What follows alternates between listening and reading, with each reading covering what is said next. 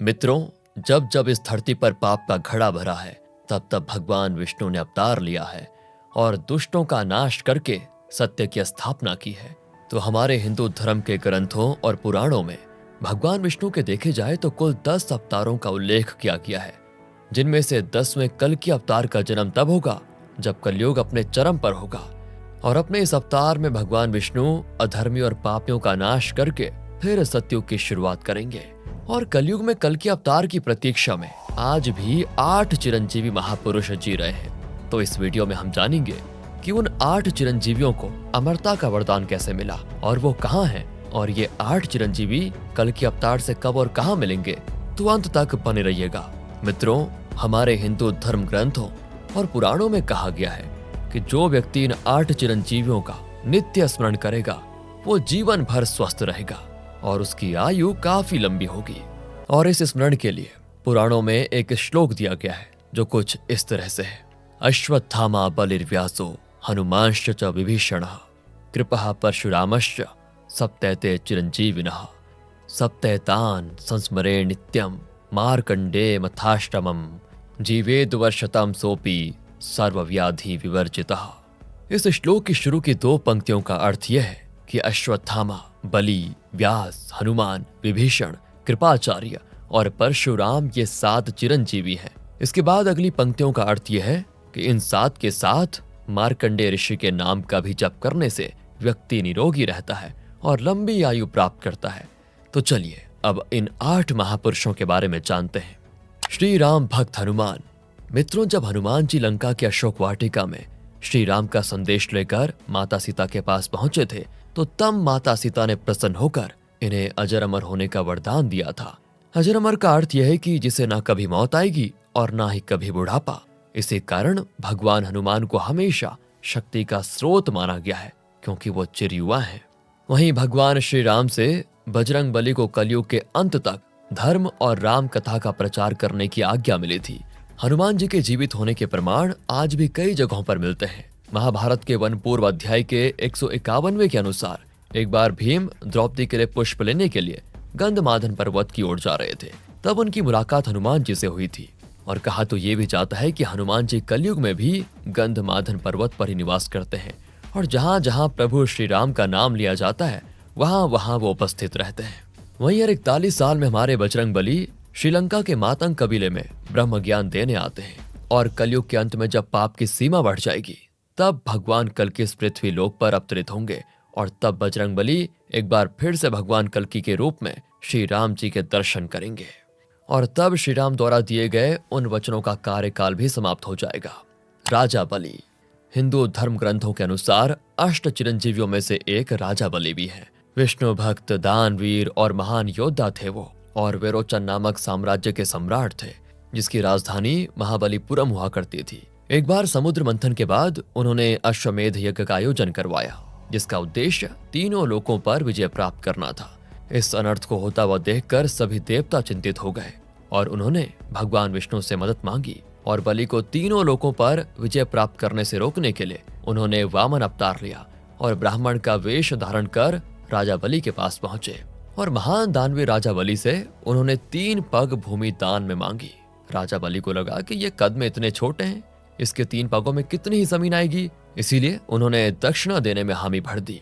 तभी भगवान विष्णु ने अपना विराट रूप धारण किया और एक पग में भूमंडल नाप लिया, दूसरे में स्वर्ग और तीसरे के लिए बलि से पूछा कि तीसरा पग कहाँ रखूं। पूछने पर बलि ने मुस्कुरा कर कहा, इसमें तो कमी आपके ही संसार बनाने की हुई है, मैं क्या करूं भगवान, अब तो मेरा सिर ही बचा है। और वामन देवता ने राजा बलि के सिर पर पैर रखकर उन्हें पाताल लोक भेज दिया और उन्हें सुतुल लोक में बसा दिया, जहां वो आज भी अपनी मुक्ति के लिए कल्कि अवतार की प्रतीक्षा कर रहे हैं। विभीषण। लंकापति रावण के छोटे भाई विभीषण भगवान श्री राम के अनन्य भक्त हैं और जब लंकापति रावण ने माता सीता का हरण कर लिया था तब विभीषण ने अपने भाई रावण को काफी समझाया था कि देखो भगवान राम से शत्रुता ना करें, लेकिन रावण ने उन्हें अपनी लंका से निकाल दिया। तभी विभीषण श्री राम की सेवा में चले गए।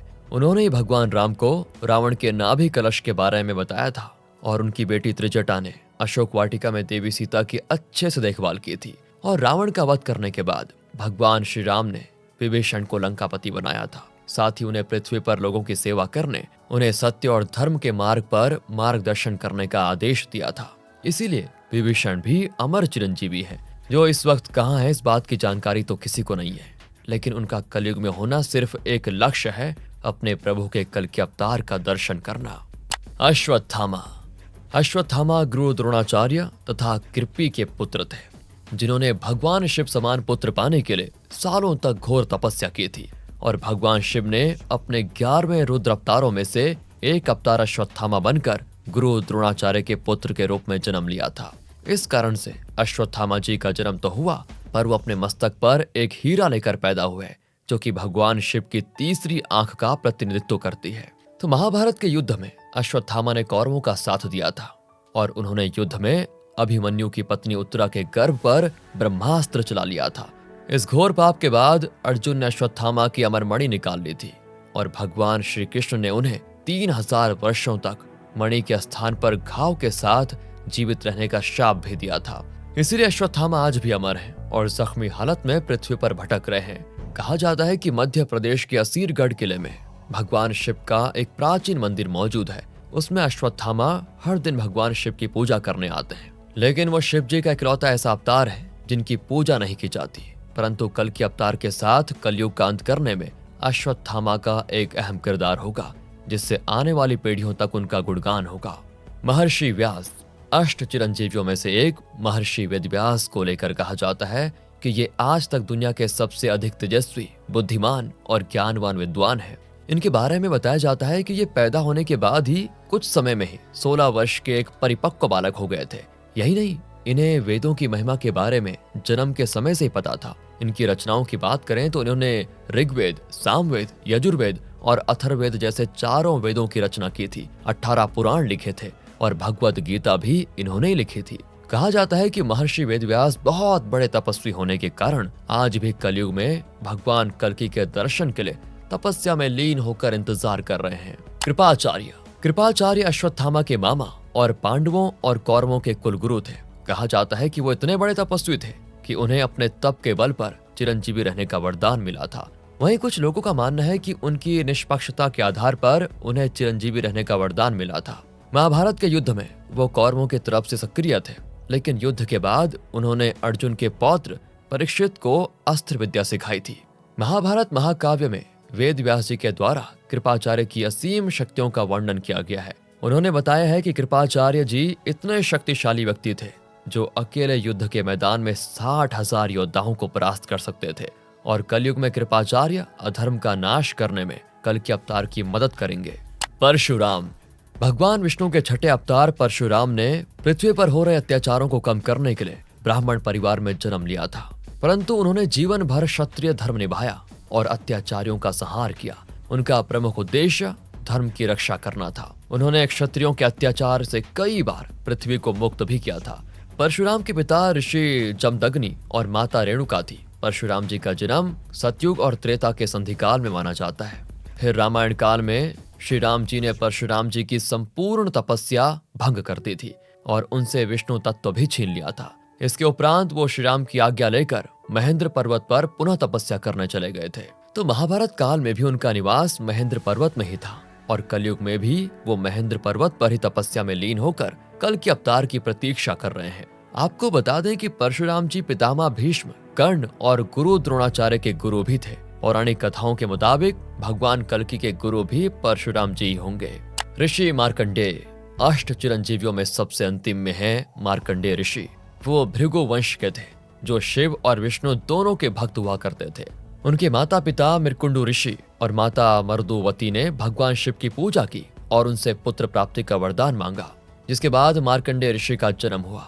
उनके बारे में ये भी बताया जाता है कि 16 वर्ष की आयु में उनकी मृत्यु तय थी, परंतु इनकी माता मरुदुवती लगातार कई वर्षों तक शिव जी की पूजा अर्चना करने लगी और परिणाम यह हुआ कि यमराज उन्हें नहीं ले जा पाए और वो अमर हो गए। तो मित्रों, उम्मीद है इस वीडियो से आपको इन सवालों के जवाब जरूर मिल गए होंगे कि इन 8 महापुरुषों को चिरंजीवी बनने का वरदान कैसे मिला था और कलयुग के इस दौर में वो कहां पर हैं। अगर आपको ये वीडियो पसंद आया तो लाइक और शेयर करने के साथ कमेंट में जय श्री राम जरूर लिखें और सनातन धर्म से जुड़े ऐसे ही दिलचस्प वीडियो के लिए हमारे चैनल भारत स्पंदन को सब्सक्राइब करके बेल आइकन को दबा दीजिए। जय श्री राम।